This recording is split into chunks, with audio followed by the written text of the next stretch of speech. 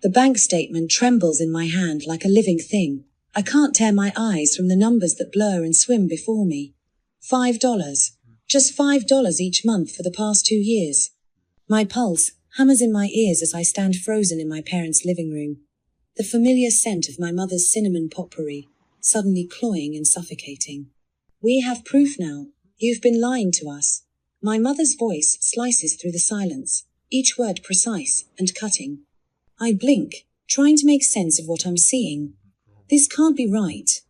My father jabs his finger at the paper, the force of it making me flinch. We thought you were sending $1,500, but you've only been giving us pennies. In the corner of the room, Chloe leans against the wall, arms crossed over her designer blouse. Something flickers across her face, not quite guilt, not quite triumph. She examines her manicured nails, the diamond tennis bracelet, catching the light as she turns her wrist. I don't understand, I whisper, but a cold realization is already seeping into my bones. The memory of midnight shifts at the warehouse hits me with physical force. For 2 years, I've been working overnight at Meridian Food Distribution, managing inventory while the rest of the world sleeps. The fluorescent lights burning my eyes, the constant ache in my lower back, the protein bars I choke down during 10-minute breaks because there's no time for real meals. And weekends, God, the weekends driving for that delivery service I hate. Smiling at strangers who never look me in the eye while I place their groceries on their porches. All to scrape together that $1,500 each month. I've been sending the money. My voice shakes, but I force the words out. Every month, for years. My mother scoffs. The sound so familiar it makes my chest ache. The same dismissive noise she made when I got that scholarship in high school, the one that wasn't quite enough, that still left me needing loans and 3 part-time jobs to make it through college. Don't lie to us, we can see the transactions. She gestures to the statement like it's irrefutable evidence of my betrayal. I was 12 when they converted my bedroom into Chloe's creative space. She needed room for her dance equipment, they explained. The couch became my bed for the next 6 years. My homework spread across the coffee table each night, gathered up before anyone else woke. You owe us $30,000 in back payments, my father announces, arms folded across his chest. The same posture he took when I asked for help with college tuition. We need to save for Chloe's future, he'd said. She has real potential. I look to Chloe now, seeking what? Shock? Confusion. But she glances away, suddenly fascinated by something outside the window. And that's when I know. It was her idea, 2 years ago. Let's each send them $1,500 per month to show appreciation, she'd suggested over brunch. They've done so much for us. Her eyes wide, sincere. I'd nodded, squeezed my budget tighter, picked up that second job. And every month since, I've transferred the money to the account she provided. It's easier this way, she'd insisted. I'll make sure they get it. Something hardens inside me, like concrete setting. Show me Chloe's transfers, I say, my voice steadier than I feel. My parents exchange a look I can't quite read. Chloe's been supporting us more than enough, my mother says, her tone shifting to the soft, protective one she reserves exclusively for my sister. I straighten my shoulders, feeling something unfamiliar, the shape of my spine, when it's not bent under the weight of everyone else's expectations. Show me her transfers, right now. Rachel, my father warns, but I'm already reaching for my phone. I need to check something, I say, pulling up my banking app. Chloe suddenly pushes off from the wall. I just remembered I need to make an important call, she announces, her voice too bright, too brittle. Work thing. Can't wait. She's out of the room before anyone can respond, her footsteps quick on the hardwood floor. I scroll through my transaction history, each $1,500 withdrawal a record of my sacrifice. 2 years of transfers to the account Chloe assured me would help our parents. 2 years of double shifts, and cancelled plans and declining invitations, because I couldn't afford to go out. 2 years of falling into bed, exhausted, only to wake up and do it all again. And now they're standing here telling me I've given them nothing. I look up from my phone, meeting first my father's gaze, then my mother's. They stare back, their expressions an identical blend of entitlement and accusation. I have proof, I say quietly, of every payment. My mother waves her hand dismissively. Just show us the account number you sent it to. I turn my phone screen toward them, displaying the long string of numbers. My father squints at it, then his face darkens. That's not our account. A wave of heat rushes up my neck and into my face, as the pieces lock together with sickening clarity. The realization spreads across my features, like a slow burn. Chloe's new car, the luxury vacations documented on her Instagram, the designer clothes, her perfectly decorated apartment. All appeared shortly after our agreement to support our parents. Outside I hear the rumble of Chloe's luxury SUV starting up, the one she bought last year. A great deal I couldn't pass up, she'd explained. With my money. What would you do if you discovered your family had been accusing you of financial neglect while someone else was stealing the money you sacrificed everything to provide? As the engine of Chloe's car fades into the distance, I already know my next move will shake the foundation of my family's comfortable existence. I burst through the front door, my heart hammering against my ribs as I scan the driveway. Chloe's SUV is still there, engine idling. She's hunched over the steering wheel, furiously typing on her phone. My legs carry me forward with a strength I didn't know I possessed. Chloe! I slap my palm against her driver's side window. The bank statements on my phone screen illuminate my face in the gathering dusk. She jumps, dropping her phone into her lap. For a moment, her eyes widen with genuine fear before she composes herself and rolls down the window a cautious few inches. Where's the money, Chloe? My voice doesn't sound like my own. Where's the $36,000 I've sent over the last 2 years? Her manicured fingers grip the steering wheel tight enough to blanch her knuckles. Rachel, you're being ridiculous. But her voice wavers, the confidence slipping. I shove my phone through the window gap. Look at these transfers, every month. $1,500 to the account number you gave me. I screw the transaction history. A digital record of my sacrifice, the same account number you said would help our parents. Something cracks in her perfect facade. Her shoulders slump, the designer sunglasses perched on her head sliding forward slightly. I needed it for my influencer career, she whispers, not meeting my eyes. The clothes, the trips though. You know how expensive it is to keep up appearances. Nobody follows someone who wears the same outfit twice. A laugh escapes me, too sharp and hollow to contain. You told them I wasn't sending anything? Chloe finally looks at me, and what I see in her eyes chills me more than her words. There's no remorse there, only calculation. They believe whatever I tell them, she says with a small shrug. They always have. The casual cruelty of it knocks the wind from my lungs. I step back, suddenly needing distance between us. You're my sister, I say, the words barely audible. Chloe revs the engine. And you're the sucker who's been paying my bills. She shifts into reverse. Good luck convincing them it wasn't your fault. I watch her luxury SUV. My luxury SUV. Really back down the driveway, before I turn toward the house. My parents are still inside, still waiting for their pound of flesh.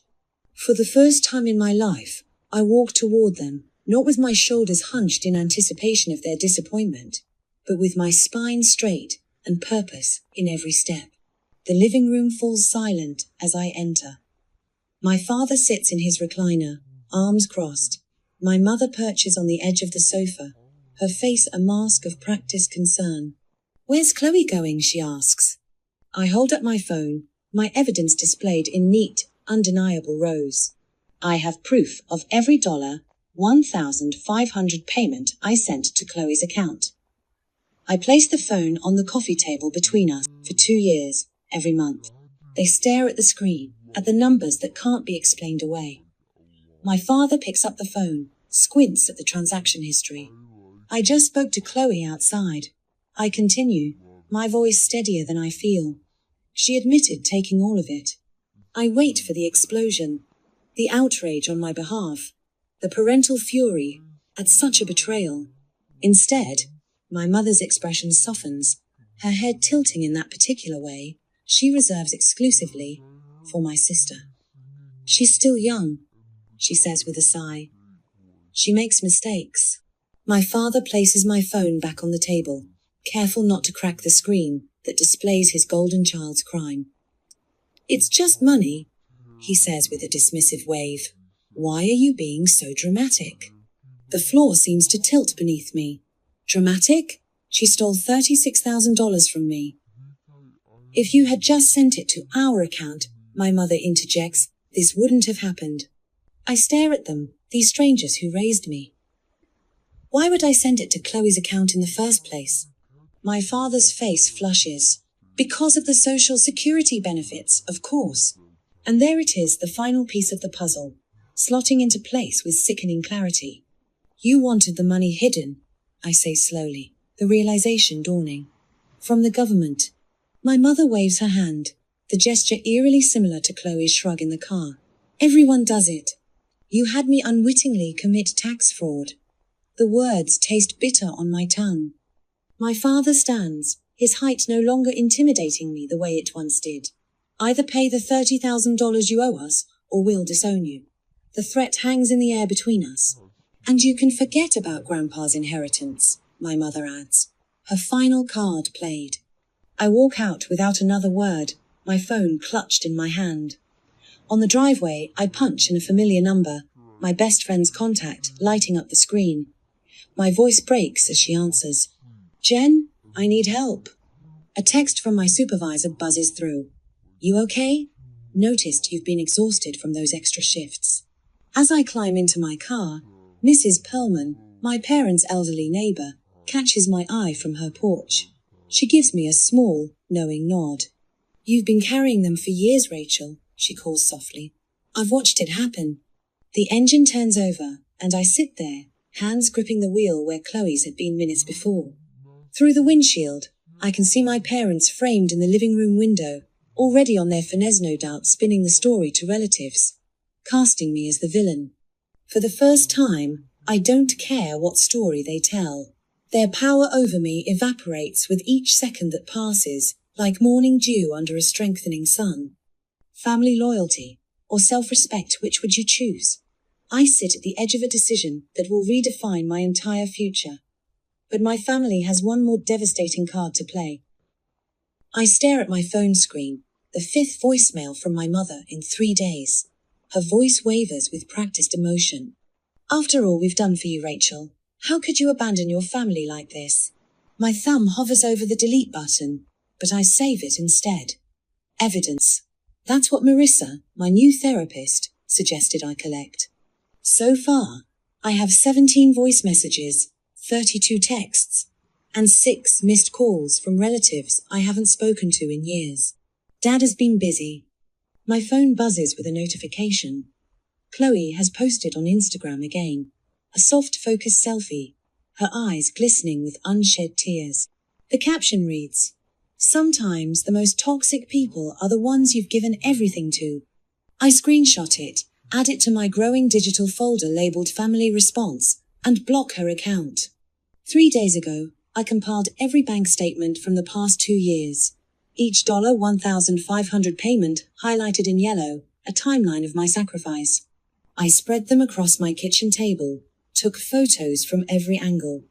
Then I forwarded everything to the financial advisor I met yesterday. In my professional opinion, he said, leaning forward in his leather chair, you've been manipulated into a tax evasion scheme. Your parents were receiving unreported income through your sister. I wasn't surprised, but hearing it spoken aloud made my stomach clench. What should I do? I asked. Document everything, distance yourself financially, and consider whether you want to consult a lawyer. He slid a business card across his desk. This woman specializes in financial abuse cases. The card sits on my countertop now, next to the brochure from last night's support group for adult children of manipulative parents. 6 strangers sitting in folding chairs, nodding as I spoke. Validation from people who understand without explanation. My phone rings. Unknown number. Rachel? It's Janet, your mother's friend. Her voice drips with concern. Your parents told me what's happening. They're devastated, honey. They just want to talk. I press my back against the kitchen counter. feeling the cool edge against my spine. Did they tell you Chloe stole $36,000 from me? A pause.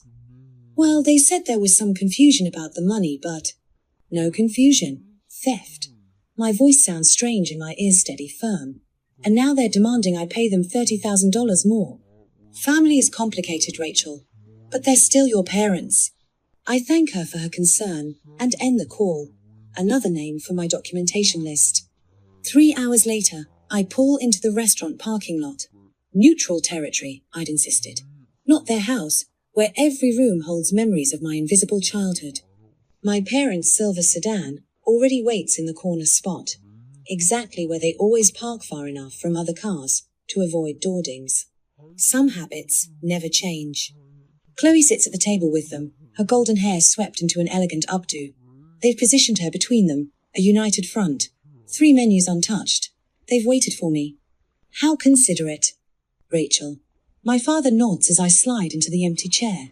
We're glad you agreed to meet.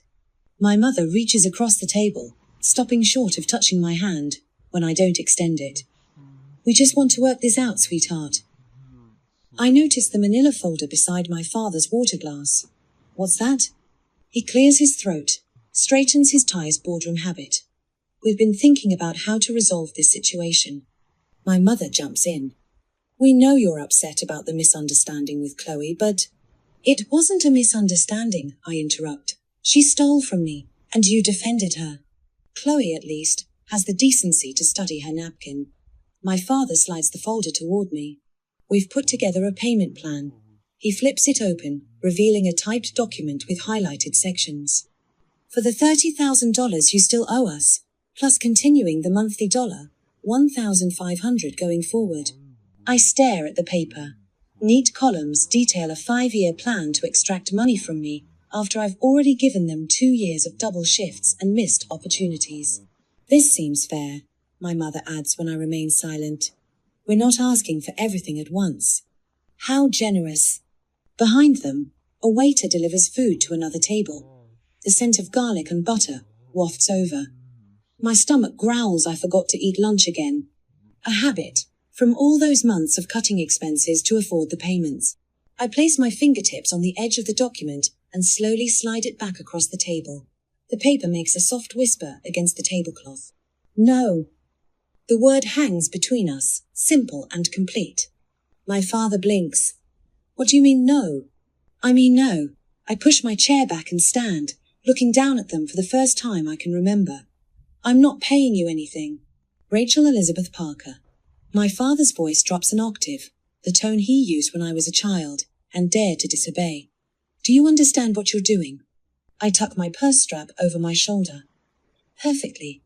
My mother's eyes widen, her hand flying to her throat, fingers grasping for the pearl necklace she always touches when upset. After everything we've done for you? The sacrifices we've made? What sacrifices, Mum? Name one.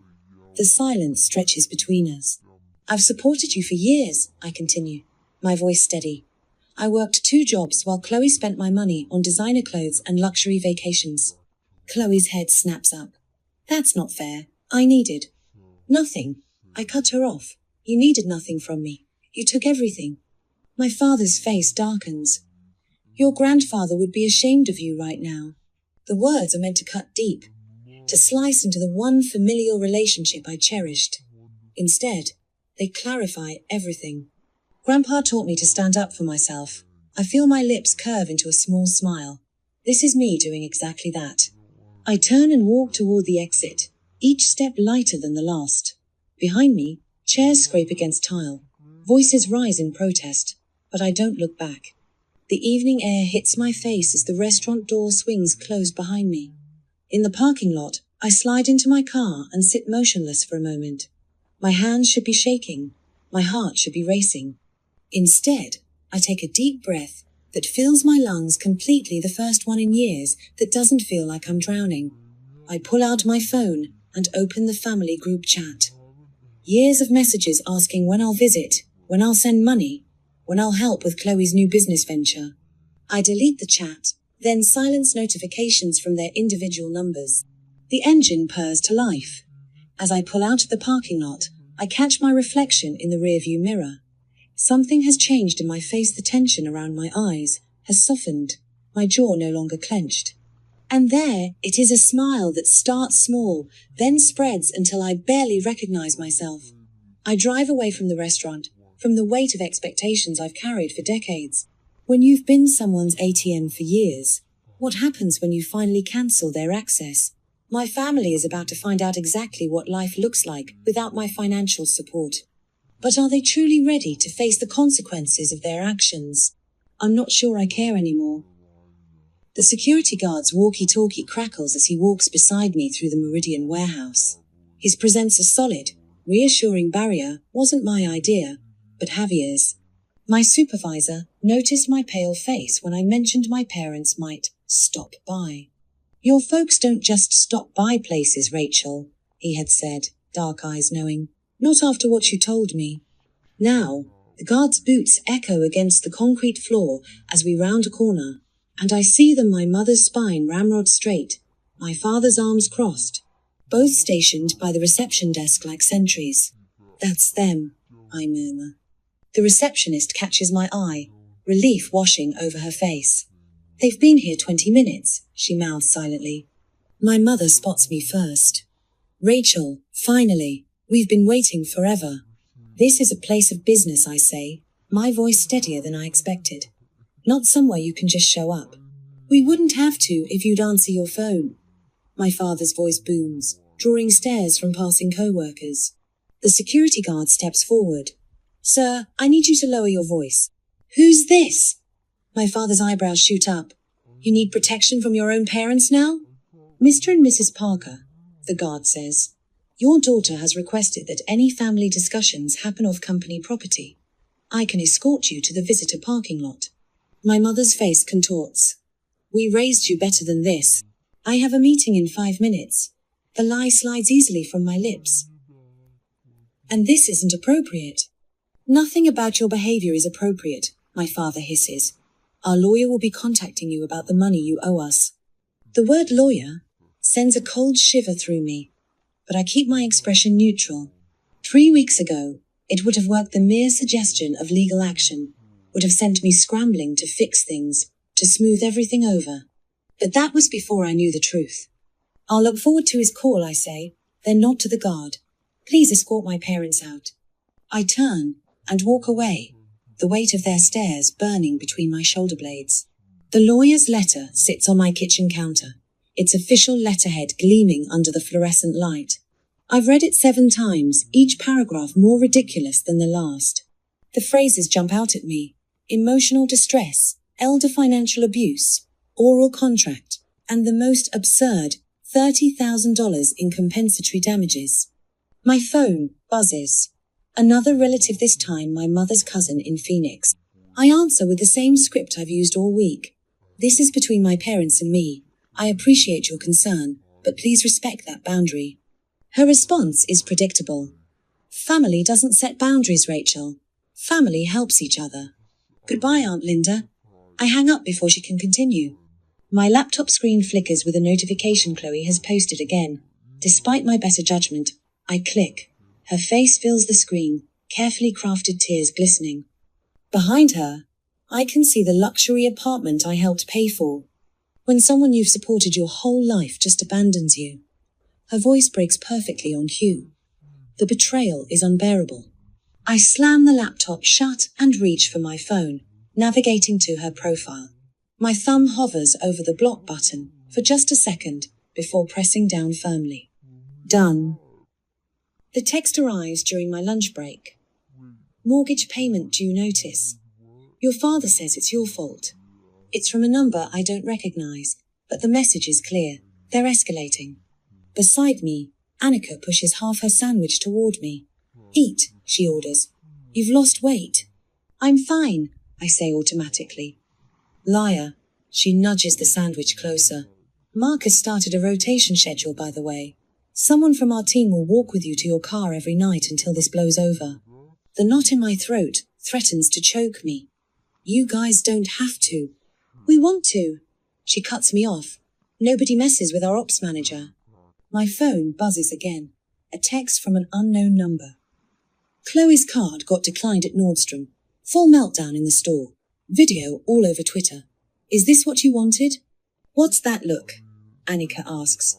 Nothing, I say, but can't help a small smile forming. Just consequences finally happening. My therapist's office smells like lavender and old books. Dr. Mehta watches me over her glasses as I pace. My father called yesterday.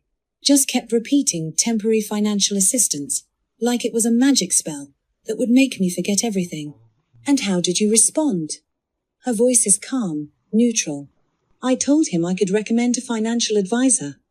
The memory brings a surprising rush of pride. Then my mother called an hour later saying she wants to fix our relationship. Dr. Mehta nods. And how do you feel about that? Like it's the first time she's acknowledged we have a relationship beyond my bank account. I stop pacing, sinking into the chair across from her. But it's too late. They're only reaching out because they need something. You're making extraordinary progress, Rachel. She leans forward slightly. Setting boundaries with family is one of the hardest things we can do. It doesn't feel like progress. It feels like, I search for the word, selfishness. Is it selfish for a person who's been underwater to finally come up for air? I consider this, thinking of the dinner I have planned tonight. My first date in over a year, with someone who asked 0 questions when I mentioned difficult family dynamics. Just nodded and said, I get it. My boundaries are important to me too. My co-workers set up a buffer zone at work, I tell her. And my friend Maya offered her spare room if things get too intense.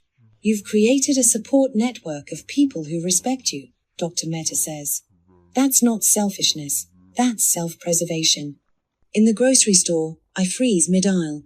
2 aisles over, my parents' voices carry arguing about money.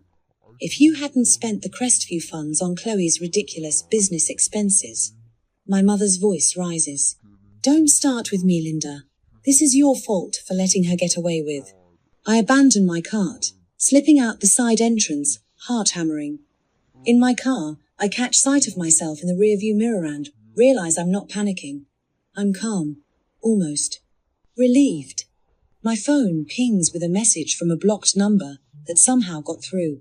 I've always seen how they treated you. This is Aunt Sarah. If you need someone who understands, I'm here. When the bank of Rachel closes forever, her family faces a reality they never prepared for.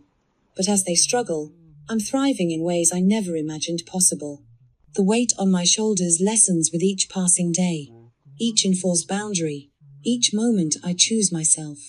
And for the first time in my adult life, I can finally breathe. The email from HR sits open on my screen. The words promotion and 15% increase, pulsing with possibility. My finger hovers over the accept button, a strange hesitation gripping me. Not because I don't want it, God, I've earned it, but because for the first time, I don't have to calculate how much of this raise my family will consume. I press accept, and a rush of vertigo sweeps through me. My money will be my money. You deserve this, says Melanie, my cubicle neighbor who's become more than just a work friend these past months. Seriously, Rachel, nobody works harder. I nod, still staring at the confirmation message. It doesn't feel real. Which part? The promotion, or keeping your own paycheck? My laugh catches me by surprise, sharp and genuine. Both. My new apartment smells of fresh paint and possibility. Sunlight streams through windows twice the size of my old place, illuminating the hardwood floors I couldn't stop admiring when I signed the lease. The realtor had looked concerned when I kept running my hands over the smooth surface, but she couldn't understand what it meant, space that belonged only to me. I set down a box marked kitchen and pull out my phone. 3 missed calls from my mother. 1 from Chloe. A text from a number I don't recognize that starts with, "Your parents are having a really hard time." I delete them all without reading further, and instead open my therapy group chat. 7 other people who understand exactly what it means to break free from family financial exploitation. I type. Moving day. It feels like breathing for the first time. Responses flood in immediately, not with demands or guilt, but with celebration. With understanding. I'm hanging curtains when my phone buzzes with neighborhood alerts. A house for rent 3 streets over from my parents. The price tells the story their pride won't let them admit they've had to downsize. Dramatically. December brings string lights in my windows and a tiny tree on my coffee table.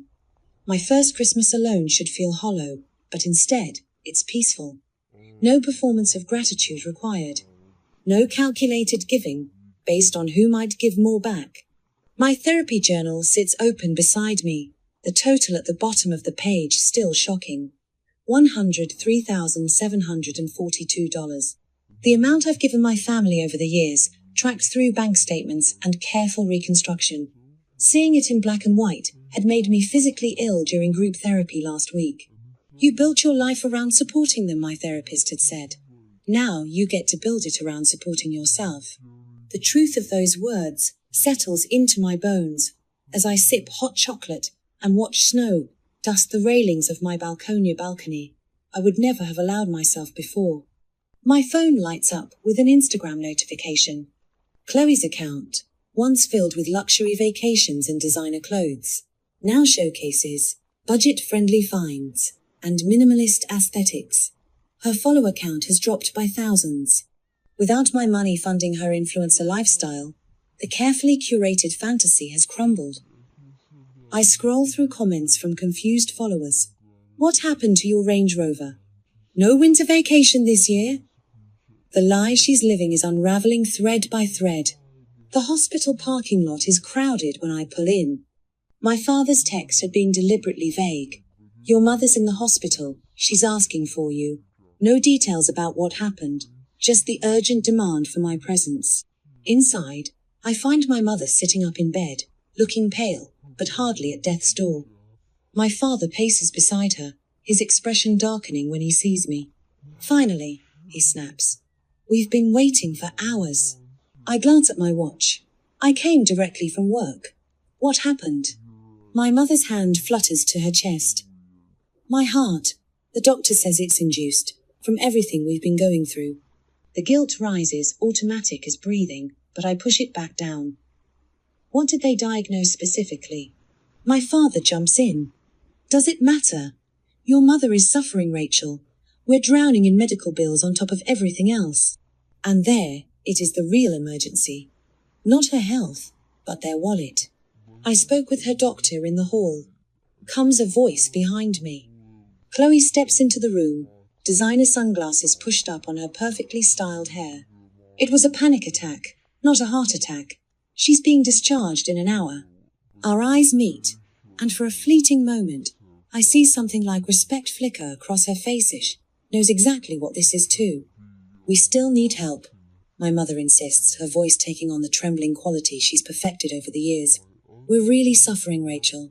Chloe steps closer, lowering her voice. They are struggling.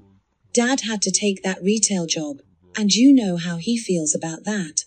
She touches my arm. If anything happens to them because they can't afford their medication or something, it's on you. I look at her manicured hand on my sleeve. At the same bracelet she wore the day I discovered her theft. She's still wearing my sacrifice on her wrist. I can recommend a great financial counselor, I say, my voice steady. The one who helped me figure out how to recover from supporting all of you for years. My mother's face hardens. That's your response? Paperwork? You have the money. Chloe erupts, mask slipping. Why won't you help them? I meet her gaze directly. The same reason you spend $36,000 of my money on yourself. The silence that follows feels cleansing. I wish you all the best, I say, picking up my purse. I really do. I walk out of the hospital room, my steps lighter than when I entered. Behind me, I hear Chloe call my name once, but the sound fades as the door swings shut. Outside, snow has begun to fall, transforming the parking lot into something new and clean. I tilt my face up to feel the cold flakes against my skin, each one a tiny reminder that the weight I've carried for years is no longer mine to bear. What happens when the golden child, and parents who always took, suddenly have to stand on their own? As I build my best life, my family faces the consequences of years of exploitation. But is this truly the end of their story? Or is there one last twist ahead? The corner office catches the afternoon light, turning everything golden. I trace my finger along the edge of my new desk reel cherry wood. Not the particle board I'd convinced myself was good enough for years. Family photos line the credenza, but not the faces most would expect. Kendra from accounting with her arm, slung over my shoulder at the company retreat. Marcus and his husband at their wedding, where I gave a toast that made everyone cry. My hiking group at Summit, faces flushed with accomplishment. Not a single blood relative among them. My chosen family. Rachel? My assistant pokes her head in. Your 3 o'clock cancelled, so you're free until tomorrow's budget meeting. I smile genuinely. Thanks, Ava. An early weekend. 1 year ago, this would have meant picking up an extra shift at the warehouse, or logging more delivery hours. Now, it means Alex and I can make our dinner reservation at that new bistro, maybe catch a movie after. He texted earlier, can't wait to see you tonight. Proud of everything you've accomplished this year. I run my thumb over my phone screen, still not quite believing someone can love me for who I am, rather than what I provide. Dr. Meyer's words from our final therapy session last week echo in my mind. You've done the work, Rachel. You've reclaimed your worth outside of what you give to others. The support group meets tomorrow people with stories like mine, who found themselves emptied by family that treated them like ATMs. Now I mentor the newcomers, watching understanding dawn in their eyes when I say, your worth isn't measured by how much you give them. My journal sits open on my desk, today's entry beside one from exactly a year ago. The contrast is startling. Then, exhausted. Second job today. Mom called again about money, can't sleep. Now, realized today I hadn't thought about them in weeks. Breathed easier when I noticed that. Yesterday, Diane from marketing hovered in my doorway, twisting her wedding ring. My brothers expect me to bail them out again, she whispered. 5th time this year. I didn't offer money. Instead, I shared my therapist's contact information, a financial literacy workshop flyer, and the name of the boundary setting book that became my Bible. You can love them without bankrupting yourself, I told her. The words I wish someone had said to me years earlier. The letter from Chloe arrived 3 months ago. Working retail now, she wrote, finding herself. Parents downsized to a condo, adjusting to a simpler lifestyle. No apologies, just information, and a barely disguised hint about reconnecting. I never replied. The absence of guilt surprised me most. The crushing weight I'd carried for so long, suddenly gone. My phone buzzes. Mother. After a year of declining her calls, the sight of her name no longer accelerates my pulse. I tap decline without hesitation, sending a text instead. I wish you well, but my boundaries remain. Simple, direct, complete. Alex texts that he's downstairs. Friends are gathering at the restaurant celebration for my promotion. I grab my jacket, leaving the office without checking emails one last time or worrying about weekend work. My financial cushion is comfortable now. My emergency fund is for actual emergencies, not family ones. As the elevator descends, I catch my reflection in the polished doors. There's a woman who stands straight, whose smile reaches her eyes, whose laughter comes easily. A woman who discovered that sometimes the most loving choice for everyone is to walk away. The doors open to the lobby where Alex waits, his face lighting up when he sees me. For the first time in my life, each step feels like my own.